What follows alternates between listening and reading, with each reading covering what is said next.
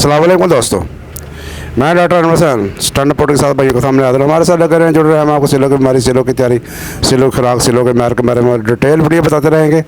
तो आज बात करेंगे कि जो मुर्गी, असील मुर्गी जो बैठा देती है अंडों के ऊपर, 15 दिन के बाद कौन सा ऐसा काम करना चाहिए कि जो मुर्गी इजी हो जाए, रिज़ल्ट अच्छा आ जाए आज का, और अंडों से चूज़े जो है ठीक निकल आएँ।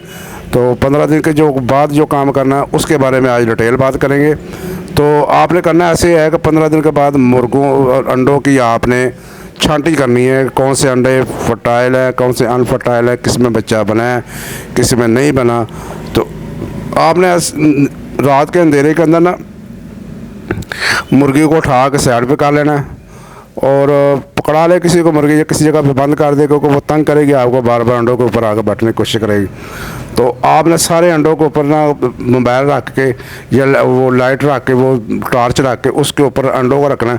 जिन अंडों के अंदर से रोशनी क्रॉस हो जाएगी वो अंडे जो होंगे वो अनफर्टाइल हो गए, वो अंडों को अंदर बच्चा नहीं बना होगा, वो अंडे जो है वो ख़राब है, वो उसमें बच्चा नहीं बनेगा, उसको छांटी करके साइड पे कर दें। और जिन अंडों के अंदर से रोशनी क्रॉस नहीं हो रही, वो काले काले नज़र आ रहे हैं, रोशनी क्रॉस नहीं कर रही, उनके अंदर बच्चे बन गए हैं, वो बच्चे निकलेंगे। कुछ बच्चे मर भी जाते हैं अंदर अंडों के, तो वो एक अलग टॉपिक है, वो एक अलग वीडियो बन सकती है। लेकिन जब अंडों को आपको छांटी करनी है, इसका मकसद ये होता है कि जो एक्स्ट्रा अंडे हैं, जो ख़राब अंडे हैं, उनको साइड पे कर दे और बाकी मुर्गी अंडों को मुर्गी जो है वो अच्छे तरीके से हीट दे और अच्छा रिज़ल्ट पैदा कर सके।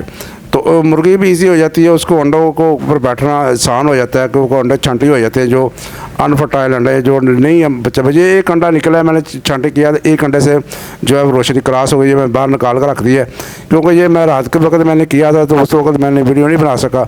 तो अब मैंने ये निकाल कर रखा, एक ही अंडा था, ये है अभी लंबा बूतरा अंडा है, इसके अगर हो जाता है तो ये इसके अंदर मुर्गा होना था, क्योंकि जो लंबा अंडा होता है उसके अंदर मुर्गा होता है, और जो गोल अंडा होता है उसके अंदर मुर्गी होती है। ये भी आपने पॉइंट याद रखना है। तो इसके बाद आपने ये करना है, मुर्गे अंडे छांटी कर दें, उसके बाद मुर्गी को दोबारा अंडों के ऊपर बैठा दें। तो इससे फिर इंशाल्लाह ताला आपका रिजल्ट जो है वो अच्छा हो जाएगा। तो इस तरह का जो काम है ये इंशाल्लाह ताला करते रहें। जो छोटी छोटी चीज़ें होती हैं इनको मद्देनज़र रखेंगे तो इंशाल्लाह आप तक का रिज़ल्ट जो है, आपका हैचिंग का रिज़ल्ट है वो अच्छा आएगा। और अगर नहीं करेंगे तो फिर मुर्गी सारे अंडों के ऊपर बैठेगी, बैठ के वो सारा जोर लगाएगी सारे अंडे के ऊपर, क्योंकि उसको तो नहीं पता किसके अंदर चूज़ा है या किसके अंदर नहीं है। वो तो अपना प्रोसीजर पूरा करेगी।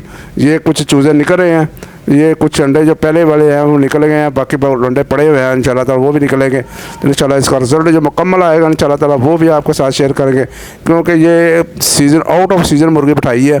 तो रिज़ल्ट इसका क्या निकलता है इंशाल्लाह टोटल भाइयों के साथ शेयर करेंगे। तो भाई को दें ज़्यादा। स्टैंड अप जिंदाबाद, पाकिस्तान जिंदाबाद, अल्लाह हाफिज़।